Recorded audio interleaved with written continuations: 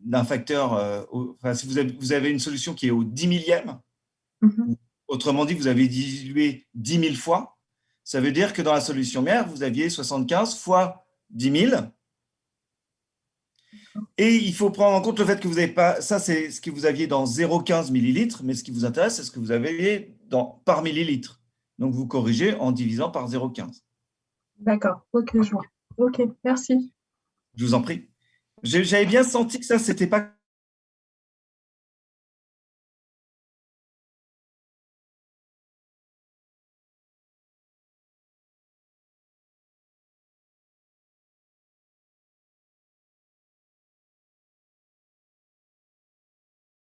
de questions par thématique. Est-ce qu'il y a d'autres questions sur l'histoire du titre de culture? Oui, moi j'ai une question, monsieur. Enfin, ça n'a rien à voir avec les QCM. C'est une question que je me posais déjà avant. C'est qu'en fait, pour moi, c'est plus. Vous avez dit qu'en fait, une colonie, c'était 10 puissance 8 cellules, il me semble. Ouais, Et du coup, quand on calcule le titre, en fait, à la fin, vous dites qu'on a tant de cellules. Finalement, c'est tant de colonies, puisque un point représente 10 puissance 8 cellules. Non, pas du tout. C'est bien combien j'ai de cellules par millilitre dans ma solution mère. Okay. Et comme je vais leur laisser le temps de former une colonie sur une boîte de pétri, la colonie, elle est issue d'une cellule. Ah, ok, je comprends. Voilà, et qui a donné, pour que ça soit visible, un clone où toutes les cellules sont normalement identiques aux mutations qui seraient apparues entre-temps près. Et ce clone, il est constitué de 10 puissance 8 cellules qui viennent d'une cellule de la solution mère. D'accord, je comprends. Oui, dans la solution mère, il n'y avait pas encore eu de… D'accord, ok. Merci beaucoup. Exactement. Je vous en prie. Okay. Est-ce qu'il y a d'autres questions là-dessus? Monsieur, Non? Oui. vous pouvez répéter pour le calcul du titre, s'il vous plaît? Bien sûr, le calcul du titre, mais vous avez la formule. Hein. Oui, mais en fait, dans le cours, vous avez dit que normalement, c'est le nombre de colonies multiplié par le facteur de dilution, multiplié par le volume en millilitres. Sauf que vous avez… Il y a une parenthèse, il y a un divisé quelque part. Oui, il y a une parenthèse, mais en calculant, ce n'est pas ce que vous avez appliqué. Vous avez fait le nombre de le nombre de colonies divisé par un facteur de dilution par volume. Je ne sais pas si vous comprenez. En fait. Oui, je comprends. Le problème, c'est la gestion des puissances. Quand vous divisez par 10 moins 4 ou que vous multipliez par 10 puissance 4, c'est la même chose. On est d'accord? Oui. OK. Mais en fait, dans le cours, vous avez dit, ce que vous avez dit et ce que vous avez écrit, ce n'était pas pareil. Parce que moi, j'ai enregistré le cours, donc à le réécoutant, je me suis rendu compte que ce n'était pas pareil. Donc, je ne sais pas. Et j'ai appliqué ma formule et je n'ai pas eu la bonne réponse. Donc, c'est quoi la bonne formule au final? Mais là, vous êtes d'accord que, la logique devrait vous aider normalement? Si vous réfléchissez à ce qu'on fait dans l'expérience, vous devriez retrouver. Alors, attendez, je vais vous remettre la diapo sur le calcul du titre. Il faut juste que je la retrouve. Voilà, là, voilà. Et puis, je vais partager mon diaporama.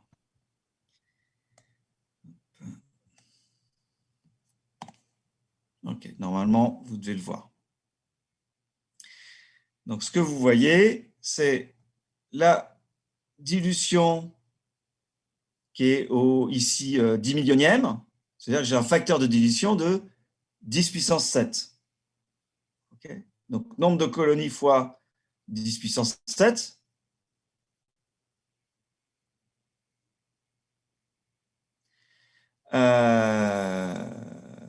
Effectivement, là, dans la formule qui est écrite là, c'est 1 sur 10 moins 7.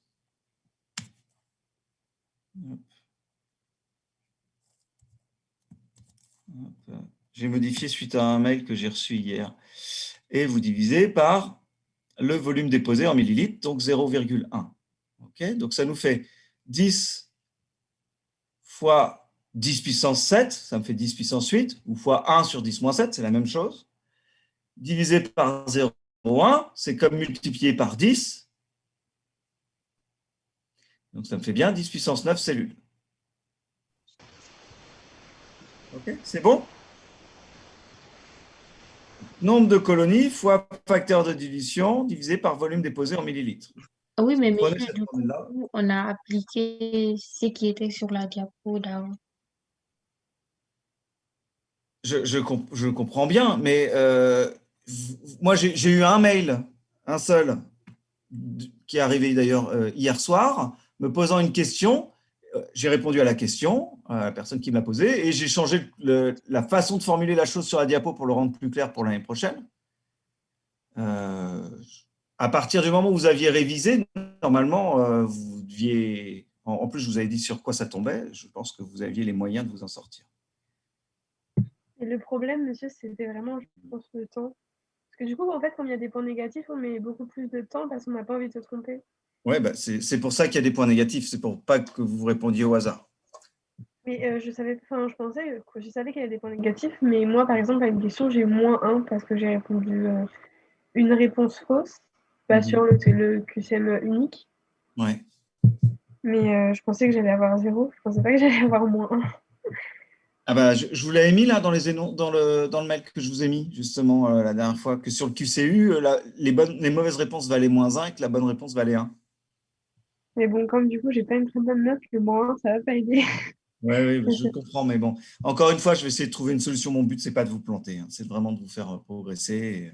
Monsieur, J'ai une solution en tête. Oui, je vous écoute. et du coup, vous allez revoir la question ou pas? Celle-là, le titre, non, je ne la reverrai pas. Pour moi, c'est bon. Vous pouvez faire le calcul pour comment vous avez trouvé 5 millions. Oui, bien sûr. Je vais vous partager le document Word.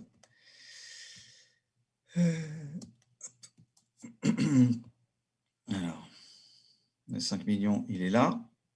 OK. Donc, vous avez… Alors, ça a été modifié, ce n'est pas exactement ces chiffres-là. Sur le fichier que vous aviez, c'était 75 colonies. Vous n'aviez pas la dernière dilution. Ce n'est pas le bon schéma exactement. Je l'ai modifié pour que ça tombe pile sur 5 millions. Sinon, ça faisait 4,6 millions. Et bon, si vous preniez le 7. Donc, avec 75 colonies, vous faites 75 fois 10 puissance 4 ou divisé par 10 moins 4. Et vous divisez ça par 0,15. Donc 75 10 puissance 4 divisé par 0,15, vous allez tomber pile sur 5 millions de cellules. Je peux vous le montrer dans un fichier Excel aussi. De merde.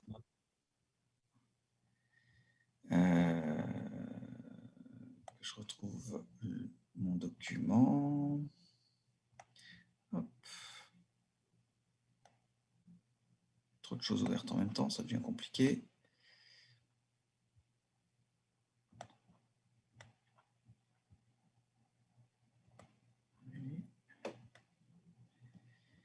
Voilà, arrêtez le partage, nouveau partage, et je vous mets le fichier Excel qui m'a servi à faire les calculs. Vous le voyez, il est ici. Vous avez le facteur de dilution, le dépôt en millilitres, le nombre de colonies.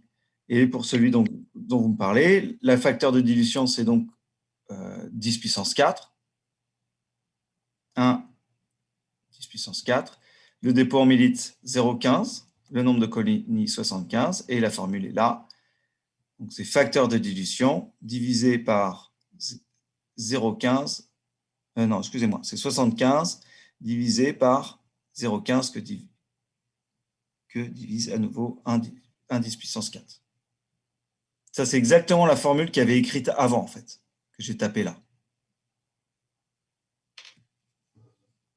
Okay.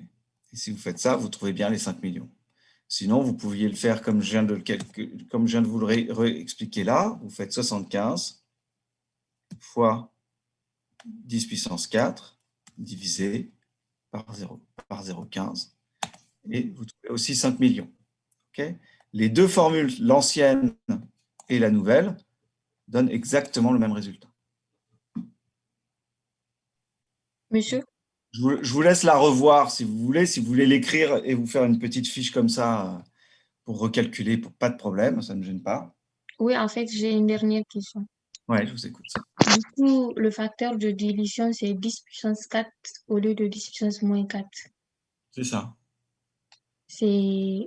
Alors, en fait, on parle soit d'une dilution au 10 millième, soit d'un facteur de dilution de 10 puissance 4, de 10 000. D'accord, mais Oui, je vous écoute. Est-ce que ce serait Et possible? je reviens juste sur cette formule. Soyez logique. OK. Essayez de vérifier si c'est logique vos résultats. Dans l'exemple que vous aviez, si vous avez dilué d'un facteur 10 000 et que vous trouvez moins de 10 000 cellules à la fin, alors que vous aviez observé 75 cellules, il y a un problème. Okay. Si vous aviez déposé 1 millilitre, vous auriez 75 fois 10 puissance 4, donc 7,5 10 5 cellules par millilitre. Or, vous avez déposé moins de 1 millilitre, c'est donc que vous avez une concentration encore plus élevée dans votre solution mère que cette concentration par millilitre. Ouais, je vous Est-ce écoute. que ce serait possible, quand on a des calculs, de nous laisser juste même 2 minutes de plus? Ça change tout, en fait.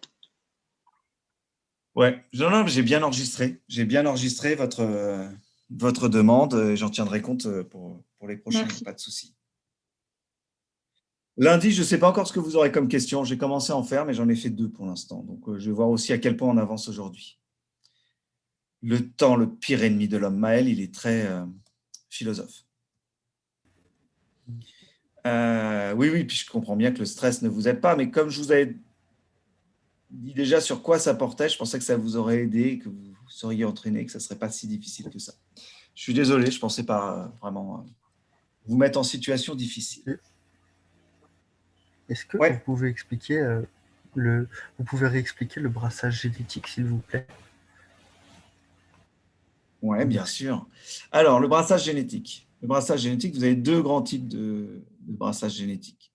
Le premier type de brassage génétique, c'est le brassage interchromosomique. C'est ce qui arrive pendant la méiose 1, quand on sépare les chromosomes paternels et maternels. Okay, on diminue le nombre de chromosomes qu'on va avoir dans les futurs gamètes ou dans les spores. OK ? Ce brassage, il se fait de manière très simple. C'est soit les 2 chromosomes d'origine paternelle vont dans la même cellule et les 2 maternelles dans l'autre, au cours de la méiose 1, soit il y a... Alors, je dis les 2 parce que je m'intéresse à une paire, là, à 2 paires,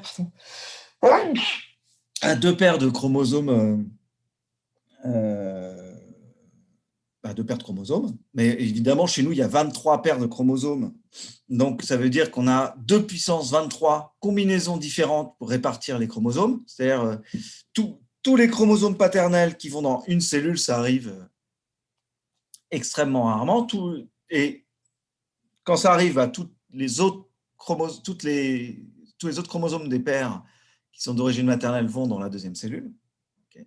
Et puis, on peut avoir le chromosome 1 paternel qui va dans une cellule avec tous les chromosomes maternels, et puis le complémentaire pour l'autre cellule. On peut avoir juste le chromosome 2 ou que le 3, etc. Ou alors, on peut avoir toutes les combinaisons possibles. Donc, ça nous fait 2 puissance 23 combinaisons possibles de répartition des chromosomes entre cellules, dans les cellules filles, à l'issue de la méiose 1. Ça, c'est le brassage interchromosomique. Et le brassage intrachromosomique, c'est ce qui arrive grâce au crossing over. C'est le fait d'échanger du matériel entre 2 chromosomes d'une même paire, entre 2 chromosomes homologues. Okay. Intrachromosomique, c'est le résultat du crossing over. Ça ne touche que des gènes qui sont sur un même chromosome.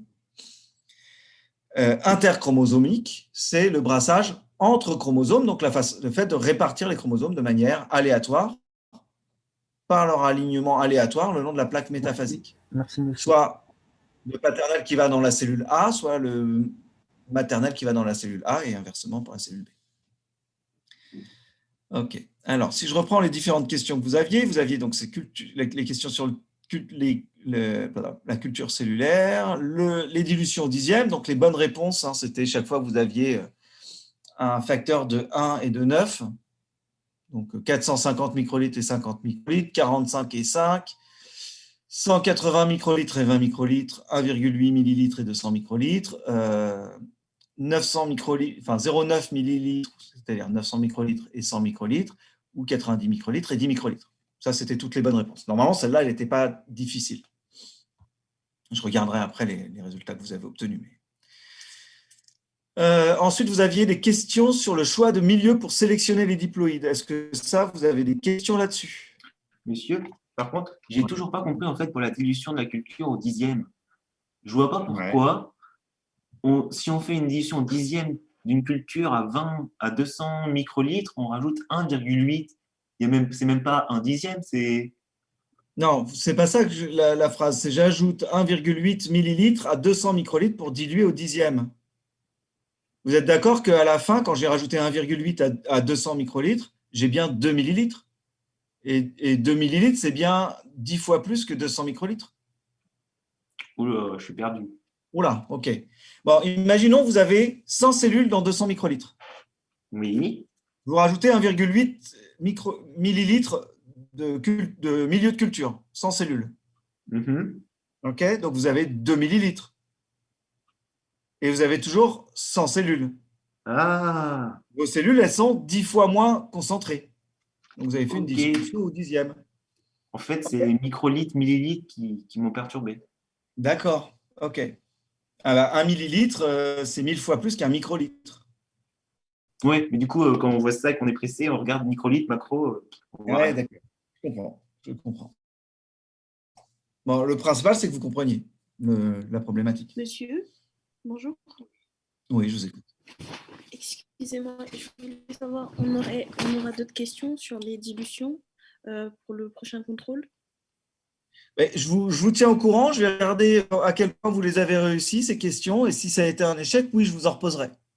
Ok, parce que j'avoue que j'ai strictement rien compris là-dessus, mais je pense que c'est parce que il me manque certaines bases. Donc, je vais réviser de mon côté et je vais vous poser des questions en privé peut-être. Ouais, ça marche. On Merci. fait comme ça. Et sinon, pour le contrôle, je ne l'ai pas du tout réussi. J'ai répondu à certaines questions par rapport au titre. Vous savez, les expériences de croisement des levures MAT-A et MAT-alpha. J'ai très bien compris pourquoi on ne peut pas dire que le milieu de sélection des diploïdes se fait sur M0 et M0 plus tréonine. Ok. Alors, en fait, pour tous vos exemples-là, il fallait on s'intéressait que, j'avais essayé de ne pas faire trop difficile, on ne s'intéressait qu'à des acides aminés. D'accord. Donc, les levures, elles étaient soit prototrophes, soit auxotrophes. Elles étaient soit capables de fabriquer ces acides aminés, oui, soit elles en étaient incapables. Oui. Okay, gly-, leucine plus, incapable de fabriquer de la glycine, mais capable de fabriquer de la leucine. Donc, celle-ci, pour la cultiver, il lui faut de la glycine dans le milieu, sinon elle n'est pas capable de survivre. Okay, c'était pareil pour toutes. Chaque fois qu'il y avait un moins, il fallait le fournir dans le milieu. Donc, pour avoir votre diploïde, vous ne savez pas si votre diploïde, il va être alors vous, c'était tryptophane tréonine et alanine. Oui. OK. Donc, vous croisiez une alanine moins, tréonine plus par une alanine plus, tréonine moins. Donc, votre diploïde, ça se trouve, il était à la moins, tréonine moins. Donc, il fallait lui fournir tout au cas où elle serait à la moins, tréonine moins. D'accord. Okay. Donc, il fallait du M0 plus ALA plus tréonine. Parce que si elle était à la moins, si vous ne mettiez pas d'alanine, eh ben, vous n'aviez pas la capacité la levure n'aurait pas été capable de former une colonie et de survivre. Oui, ça, je l'ai très bien compris. C'est sur le milieu de sélection que je n'étais pas d'accord d'avoir échoué à cette question. Ils disent au milieu de sélection des diploïdes se fait sur M0 plus tréonine. Ouais. Et on peut sélectionner avec un milieu M0 plus tréonine des mutants. Donc, je ne comprends pas pourquoi j'ai eu faux. Non. Le milieu de sélection des diploïdes, il devait se faire en M0 plus ALA plus tréonine, parce que sinon, vous risquez de ne pas avoir les diploïdes. Il fallait absolument complémenter le milieu avec de l'alanine et de la tréonine, parce que vous ne connaissez pas le phénotype des diploïdes à l'avance. Et donc, il faut prendre en compte le fait qu'ils puissent être tréonine moins ou ALA moins. Et donc, il faut leur fournir alanine et tréonine dans le milieu. D'accord. Bah, ça portait un peu à confusion, en fait, parce que je m'attendais à avoir genre une petite condition dans l'énoncé de la question, genre seulement sur M0 et tréonine. Parce que j'ai mis la bonne réponse et j'ai aussi mis cette proposition-là, sauf que cette proposition-là est fausse. Alors, en fait, on va reprendre un peu ce que vous aviez dans le cours. Je vais repartager mon diaporama de cours. Moi, monsieur, par rapport à cette même question, j'ai pas trop compris les répliques, en fait. Ouais, je vais y venir Parce après. que pour moi, M0 plus à la, je vois pas pourquoi en fait les à la plus, elles pourraient pas faire des colonies sur M0 plus à la. C'est pas ça la question qu'on se pose. Là, je me suis focalisé. On demande de trouver le phénotype et du coup, c'est par rapport aux deux répliques qu'on connaît le phénotype. C'est pour ça en fait que j'ai pas réussi à trouver le phénotype. Ouais. Regardez bien, vous voyez le diaporama là, normalement? Donc, on se focalise que sur la partie de gauche de la diapo. Donc, la première chose, c'est le milieu de sélection du diploïde. Là, on utilisait du M0 plus méthionine parce qu'on avait meth moins, gal moins. Okay, donc, on mettait du glucose, M0, qui permettait aux levures qui étaient gal moins de survivre, et de la méthionine qui permettait aux meth moins de survivre. Okay, on prenait un milieu qui permettait de conserver, de sélectionner les diploïdes, quel que soit leur phénotype.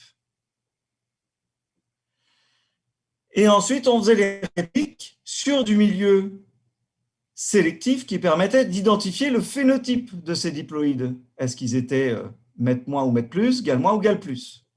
Okay.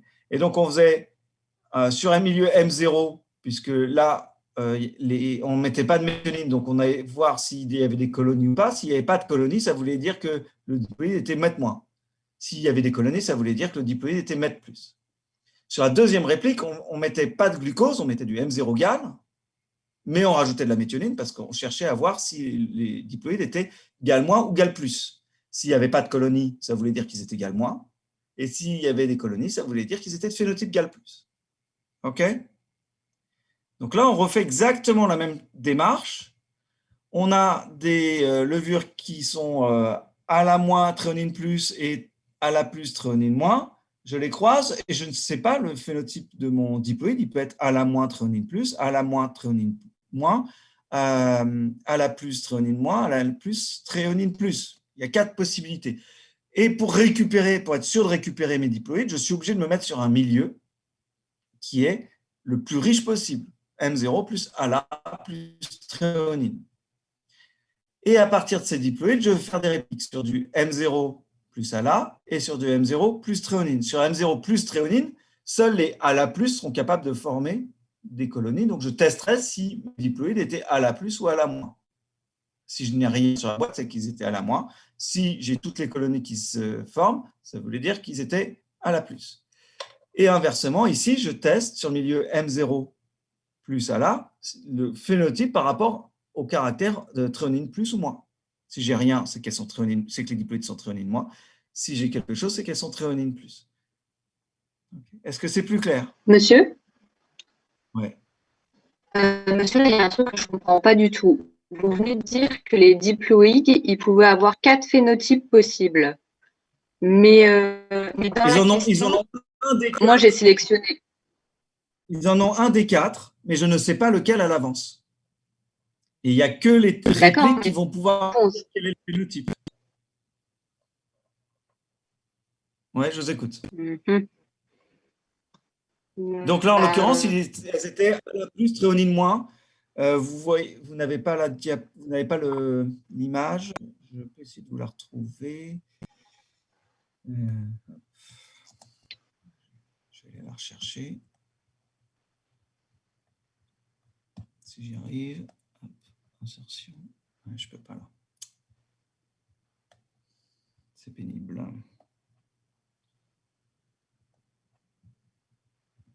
C'est ça. Hop, je vais vous rechercher l'image. Donc, c'est la 10C.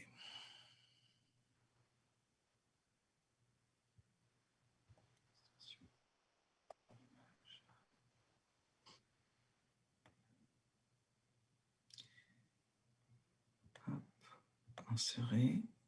Et là, je vais partager mon Word. Vous voyez le phénotype ici, enfin le protocole. était proposé. Okay. Donc, vous voyez, je croise, j'ai mes diploïdes, ils doivent être sur un milieu M0 plus ALA plus tréonine. Et quand je fais les répliques, sur M0 plus tréonine, j'avais quelque chose.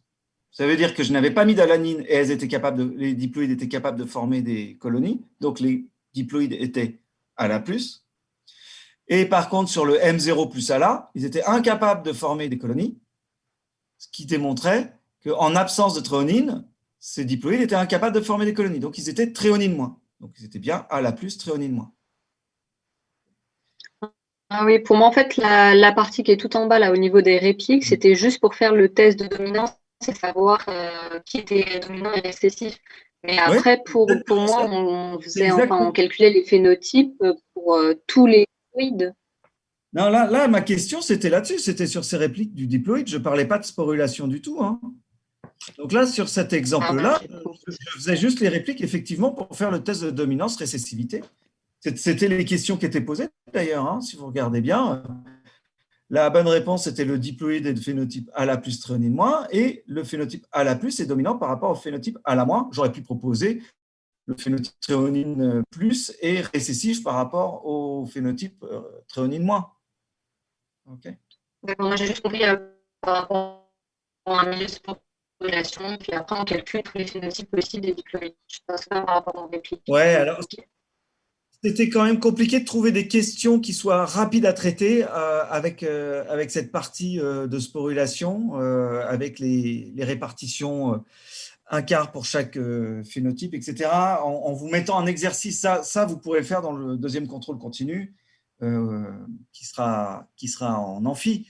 Mais là, sur un QCM comme ça, ça vous prend trop de temps à préparer. Il faut quand même que j'avance dans le cours.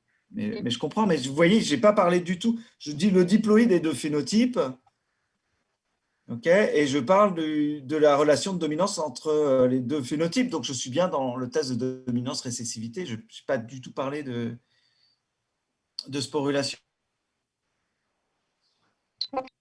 Alors, puisque je partage les tests de Ki2, je vais continuer sur le test de Ki2. Monsieur, j'ai juste une question. Pour être sûr, du coup, pour le milieu de sporulation, mais le milieu de prolifération du diploïde, le reste, on s'en fout.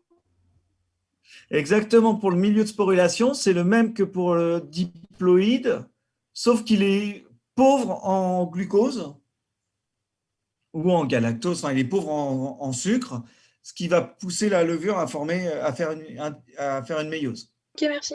Okay. Je vous en prie. Monsieur? Oui, je vous écoute. Oui. Monsieur, il y a une proposition, je ne comprends pas pourquoi elle est fausse. Le phénotype ALA+ est dominant, elle est fausse, alors qu'il y a une autre proposition, le phénotype ALA+ est dominant par rapport au phénotype ALA-, elle est juste.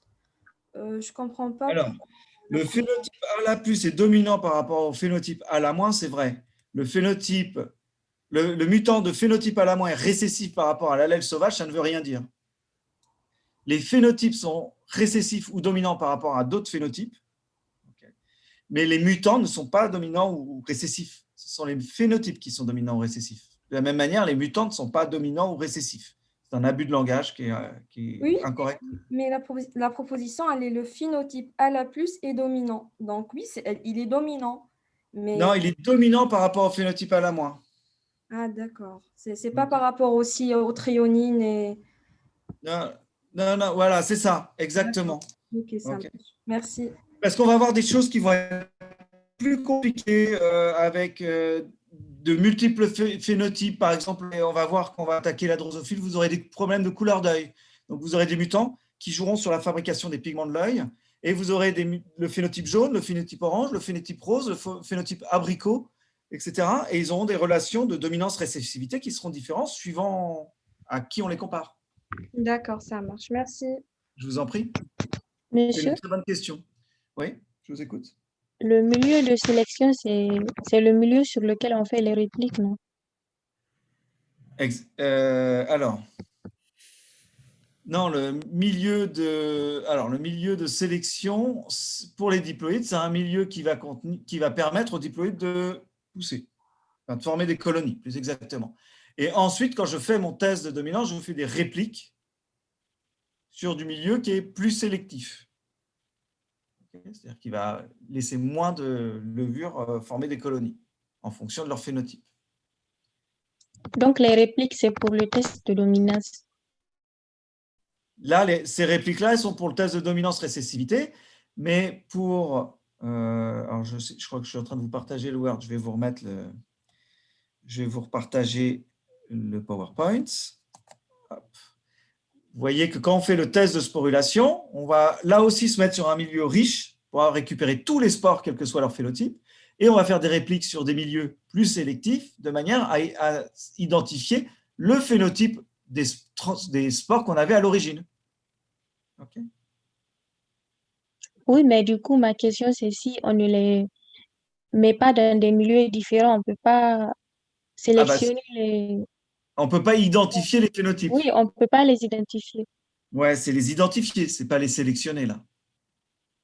Et du coup, ça revient à quand vous faites un milieu, quand vous voulez sélectionner des nouveaux mutants, vous faites une mutagénèse et vous utilisez un milieu sélectif qui permet de faire former des colonies qu'aux mutants qui ont le phénotype qui vous intéresse. Okay. Soit directement, c'est un crible positif, vous étalez sur, vous cherchez des levures qui sont résistantes à la 5-fluorouracile, vous mettez un milieu avec de la 5-fluorouracile et seuls les mutants qui vous intéressent vont être capables de former des colonies, crible positif. Au contraire, vous cherchez des levures qui sont leucine-, une perte de fonction phénotypique, vous allez faire un crible négatif. Et là, vous allez faire une étape où vous faites vous mettez tout un milieu qui permet à toutes les levures de former des colonies et vous faites une réplique sur un milieu sélectif qui va empêcher les levures qui vous intéressent de former des colonies. Et par déduction, celles qui ont formé des colonies sur le premier milieu mais pas sur le deuxième seront celles qui vous intéressent. OK. Ça répond à votre question ? Oui, ça va. OK, très bien. Alors, je continue. Excusez-moi, monsieur. Oui, je vous écoute. Vous pouvez faire pour alanine et sérine aussi, sinon j'avoue que je n'ai pas bien compris la réplique en fait. Alanine tréonine, vous voulez dire? Non, alanine sérine. J'avais alanine sérine, moi? Attendez, j'ai alanine tréonine, j'ai isoleucine sérine. Oui, plutôt isoleucine sérine. Ouais, ça marche. Alors, je vais chercher ma petite image. Ça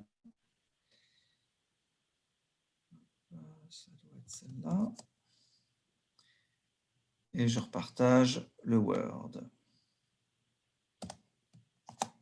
OK, vous voyez. Donc là, même problématique. Ici, je vais vouloir que tout le monde soit capable de former une colonie sur mon milieu qui sélectionne les diploïdes. C'est-à-dire que mes levures, elles soient iso plus sérine moins ou iso moins sérine plus, elles soient capables de former une colonie. Donc, il va falloir un milieu M0 plus isoleucine plus sérine puisqu'il s'agit d'acide aminé.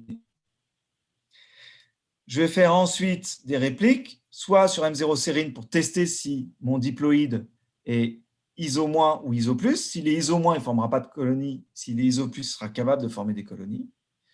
Et sur M0+, isoleucine. Et s'il est sérine+, il sera capable de former des colonies.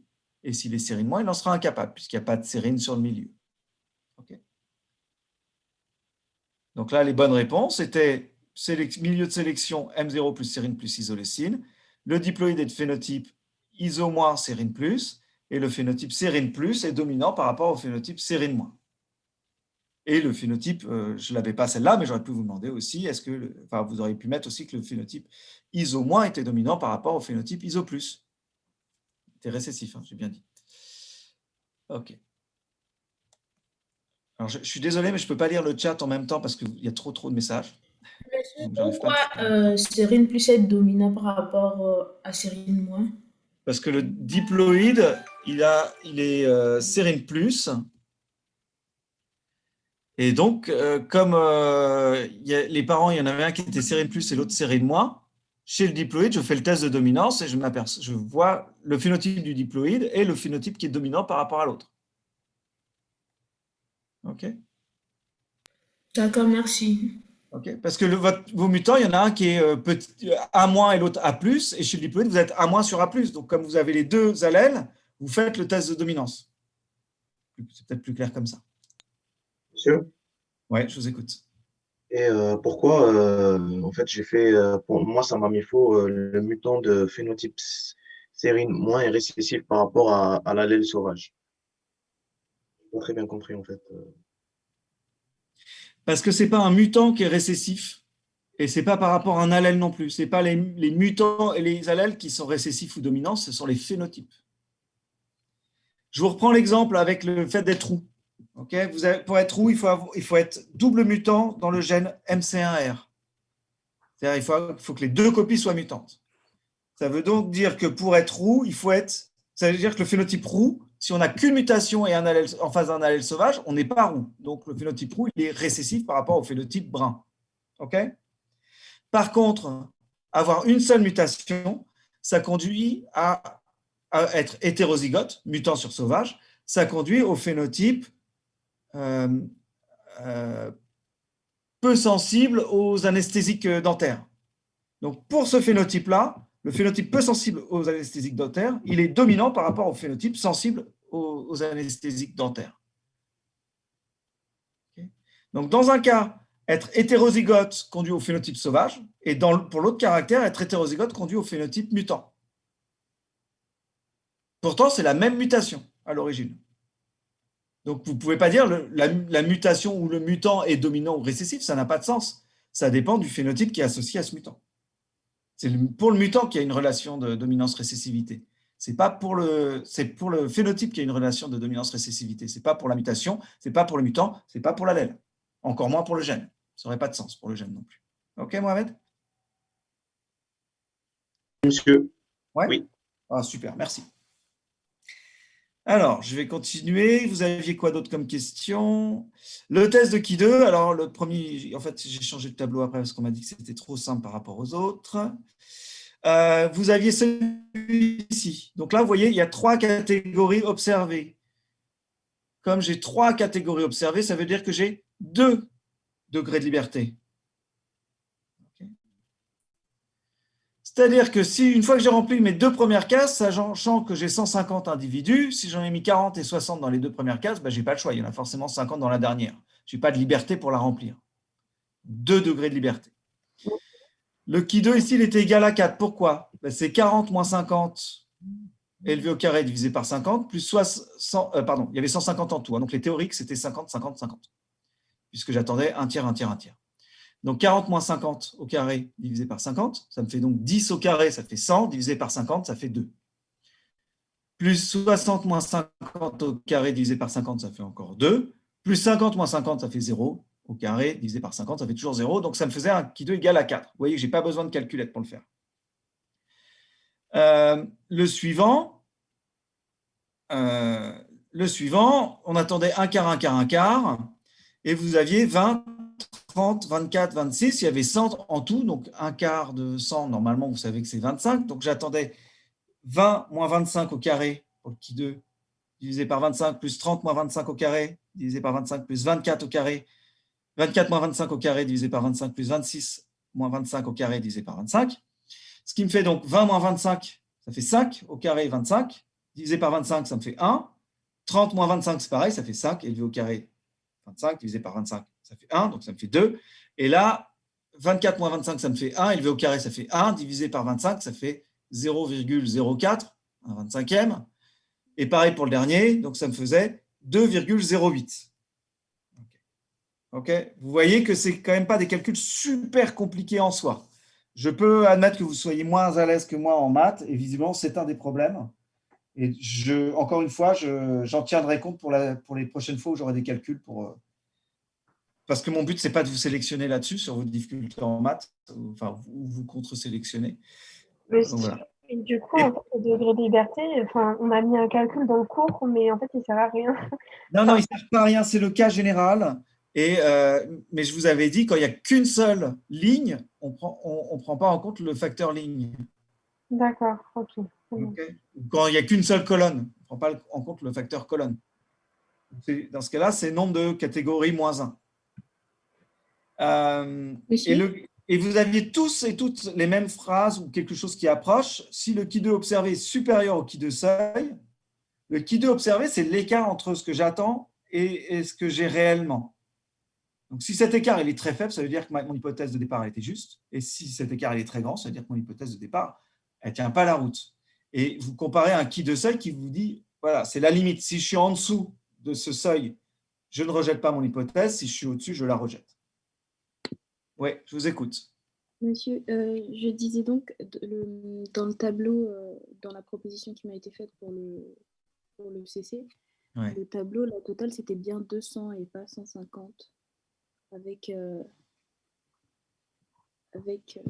Excusez-moi. Ouais, parce que vous aviez le quatrième truc que je ne vous ai pas mis là, vous aviez 40, 60, 50 et 50, c'est ça? Voilà, oui. Et donc 200. Oui. Ouais. Ah, et en fait, du coup, ça ne donne pas 4. Ah si, ça donne 4, ça donne pareil, ça ne change rien. Puisque vous attendiez un quart pour chaque, un quart de 200, c'est 50. Donc 40 moins 50 au carré, ça nous fait toujours 100, divisé par 50, ça nous fait toujours 2. 60 moins 50 au carré divisé par 50, ça nous fait toujours 2. Et 50 moins 50 au carré divisé par 50, ça fait toujours 0. Ok. Je sais pas, ça me trouble quand même parce que ma proposition, elle est vraiment différente. Est-ce que vous trouvez quoi? Non, c'est pas par rapport au calcul, c'est surtout le tableau. Il y a gal plus mal plus 40, gal plus mal moins 60, gal moins mal plus 50, et gal moins mal moins 50. Et le total faisait 200. Ouais. Et donc, vos théoriques, c'était combien? Théorique. Les valeurs théoriques. Vous allez faire, pour faire le qui 2, vous faites observer moins théorique au carré divisé par théorique. Ah, j'ai pas vraiment le temps de faire tout le calcul. Ouais.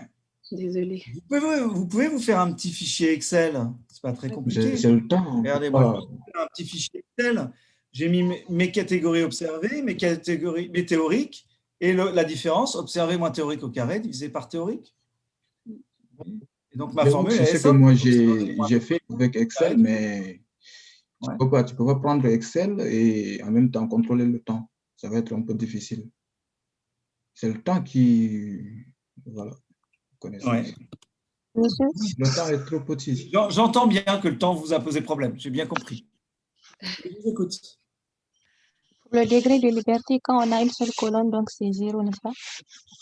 Non, le degré de liberté, il n'est jamais nul. C'est ce que je viens d'expliquer. Et c'est la plupart des cas que vous allez avoir, vous. Mais ce n'est pas toujours les cas pour tous les tests de qui 2. Donc, j'essaie de vous donner le cas général de qui 2 et de faire des applications avec le cas qui vous intéresse, vous. Si vous avez un tableau à 3 cases observées, le nombre de degrés de liberté, c'est 3 moins 1. Okay. Si vous avez un tableau à 4 cases, comme ceci, 4 cases en ligne, ok, non, en colonne. Ou en colonne, peu importe. Mais si vous avez 4 cases sur 2 lignes et 2 colonnes, ça va être 1 degré de liberté. Ce sera 2 moins 1 fois 2 moins 1. C'est le nombre de lignes moins 1 fois le nombre de colonnes moins 1, sachant qu'il faut vous éliminer les valeurs 0. Donc, si vous faites 2 moins 1 fois 1 moins 1, vous éliminez le 1 moins 1 et ça vous donne juste 2 moins 1. Donc, OK? Oui, donc ça fait 1.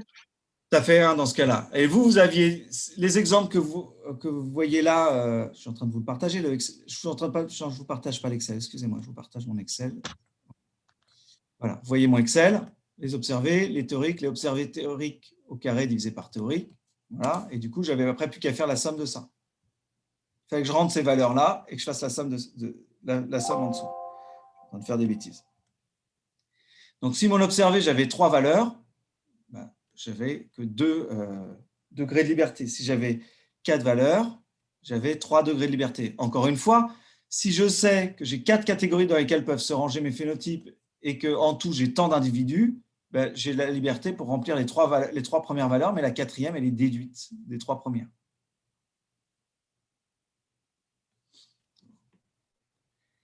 Je ressortirai, je pense, du qui 2 plus tard quand vous aurez fait des applications en TD. Je pense que ça vous aura aidé. OK, on va passer à la suite. Donc ça, c'était sur les qui 2. Donc les questions sur le brassage génétique, ça a été posé tout à l'heure. Je ne sais pas si vous en avez d'autres.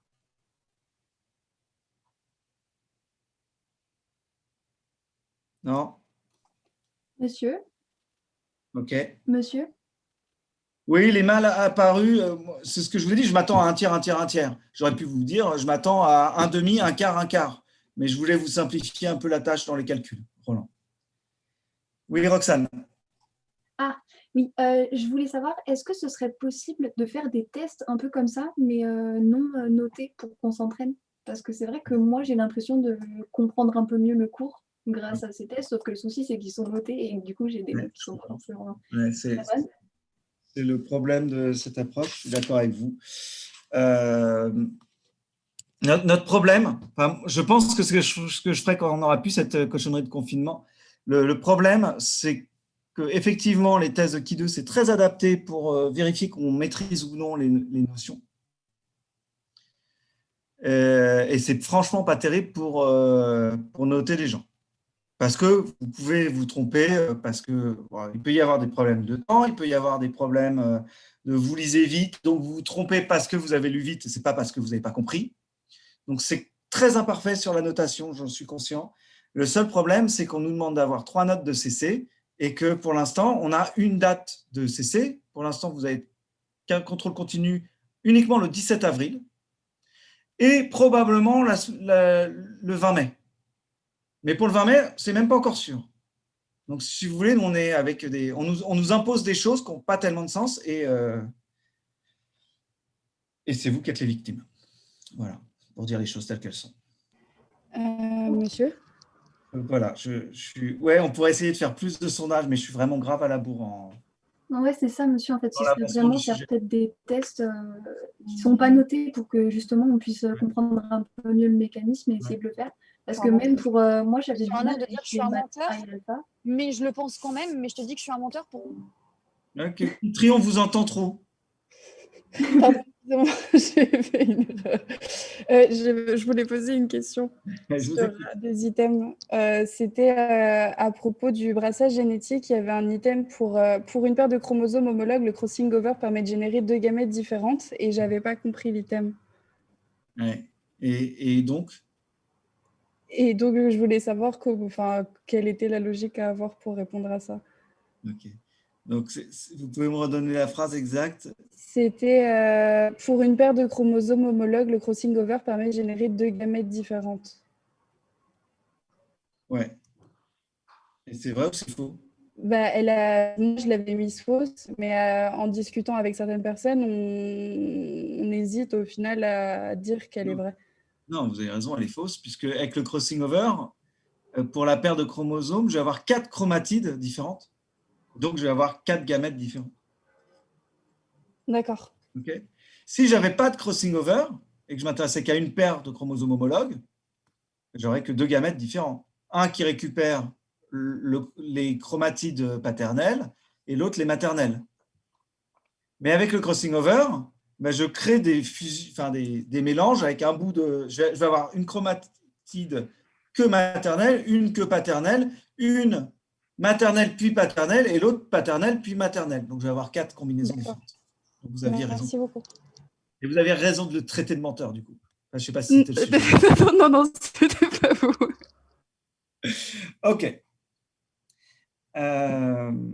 Monsieur? Oui, c'est le 17 avril du tout coup. Il n'y a pas de contrôle le 27 mars. On n'a pas de créneau le 27 mars. Il n'y a pas de salle disponible, en fait. Oui, Fouzia. En fait, moi, je pensais que c'était le nombre de gamètes différents que pouvait produire le crossing over. Je pensais que c'était ça la question. Oui, mais ce n'était pas ça la question. Je comprends votre erreur. Je comprends votre erreur. Monsieur, j'ai une autre question, s'il vous plaît. Alors, pour répondre à Camille Le Bouvier, c'est sûr que vous n'aurez pas contrôle le 27 mars. On n'aura pas de salle le 27 mars. Il n'y en a pas de libre. Donc, ce sera le 17 avril que vous aurez contrôle en En présentiel, de toute façon, vous le voyez sur celle 4, hein. Sur votre emploi du temps, vous le voyez normalement. Alors, Solena. Oui, excusez-moi. Du coup, pour le brassage génétique, vous avez dit qu'il y avait 4 gamètes différents quand il y avait un crossing over. Et j'ai eu une des réponses qui était pour 2 paires de chromosomes homologues et en l'absence de crossing over, l'alignement aléatoire le long de la plaque permet de générer 2 gamètes différents. Mais alors, du coup, c'est pas vrai? Ben non, c'est pas vrai non plus. Alors, je crois que j'ai compris. 2 paires de chromosomes homologues. Donc, je vais avoir, par exemple, 4 possibilités. Un paternel avec 2 paternels et un maternel avec 2 maternels. Okay, 2 gamètes différents. Et si la répartition selon la plaque métaphasique est différente, je vais avoir un paternel avec 2 maternels et un maternel avec 2 paternels. Donc, 2 autres gamètes différents. Donc, ça me produit bien 4 types de gamètes différents. Ok, j'ai lu trop vite. Merci. Il n'y a pas de souci. Alors, étant donné qu'il est midi 13, je ne ferai pas de contrôle lundi. Ok, parce que là, ça n'a pas tellement de sens de vous refaire un contrôle sans qu'on ait avancé dans le cours. Est-ce que vous avez encore des questions ou est-ce que j'essaye d'avancer un tout petit peu dans le cours quand même? Oui, du coup, le contrôle, il sera jeudi? Je ne sais pas, je vous tiendrai au courant. Je vous dirai lundi en fonction de comment on avance. Ok. Il fallait juste remplacer ce contrôle par le lundi. Oui, peut-être, on verra. Je vous tiendrai au courant, il faut que je regarde aussi ce qui est jouable. Moi, j'ai une dernière question, c'était par rapport au barème des contrôles des petits contrôles qu'on a qui vont constituer le grand CC1. Ouais. Du coup, le CC1, il aura le même barème que les autres CC en présentiel? A priori, oui. D'accord. Ouais. On part sur cette idée. Alors, par rapport à vos commentaires, est-ce qu'on peut... Avant, parce que M. Corsi aussi fait des reports de contrôle. Noé me demande si ça vaut vraiment le coup pour 5 minutes, mais en fait, faire un cours, ça vaut toujours le coup. Enfin, pour moi, en tout cas. Non, je suis d'accord avec vous, pour s'y mettre en 5 minutes, ça va être très compliqué. Ce que vous voyez, c'est qu'on fait 10 minutes de contrôle et que derrière, on en a pour une heure, plus d'une heure, enfin ouais, 1 heure de discussion sur les points soulevés dans le cours. Donc, je pense que ce n'est pas inutile, effectivement. Est-ce que c'est possible de rouvrir le petit CC? Je ne peux pas vous le rouvrir parce que sinon, ça va me changer les notes. Par contre, ce que je peux faire, c'est vous recréer un contrôle avec les questions précédentes pour que vous entraîniez et que je peux mettre en illimité. Est-ce que ça vous intéresse? Ok. Donc, je vais vous faire ça. Sur ce, je vous souhaite un bon appétit. Et Monsieur, je sais, je vais peut-être me répéter, mais juste pour être sûr, ça veut dire que le CC en présentiel, le premier, c'est le 17 avril, pas le 27, ouais. Et que là, ce lundi, on n'a pas de petit CC? C'est ça. Vous avez tout compris. Merci. Monsieur? Oui, c'est ça, sur le document que je vous avais mis sur l'organisation, vous aviez un contrôle le 27 mars qui n'aura pas lieu et vous aviez un petit CC qui avait lieu le 15 mais qui n'aura pas lieu non plus. Oui, c'est Fouzia encore? Ouais. Oui, c'est moi. Et du coup, pour les petits CC, c'est eux qui vont constituer la note du CC numéro 1. C'est ça, tout à fait. Mais et si elles ne sont pas bonnes ou si elles sont mauvaises? Eh bien, ça vous fait une note qui n'est pas terrible, mais vous avez 2 autres pour vous rattraper. Donc, on aura 2 CC en présentiel. Oui, c'est ça. On part là-dessus. On espère faire ça. Vous aurez au moins 2 autres CC. Il y en a un prévu le 17 avril et normalement un le 20 mai, pardon, qui est la semaine dédiée à ça. J'ai eu des échos hier me disant que peut-être ils n'auraient pas lieu, mais dans ce cas, on fera du distanciel. Voilà, on trouvera un moyen. Vous aurez 3 notes. D'accord, merci. Et les notes de TP? Et la note de TP, bien sûr. Bien sûr. Et normalement, vous aurez 6 petits CC pour faire la première note de CC1. Donc, pour l'instant, Mais du coup, monsieur, on commence les TP quand? Alors, je n'ai pas les dates en tête, mais vous avez encore le temps. Vous avez ça sur votre planning, hein, normalement. Non, il n'y a pas de planning. Les créneaux de TP sont déjà déterminés. Hein. Mais ils n'ont pas commencé. Non. Oui. D'accord. C'est bien 6 petits CC, Lina. Voilà. Oui, c'est en avril que commence les TP, il me semble, effectivement.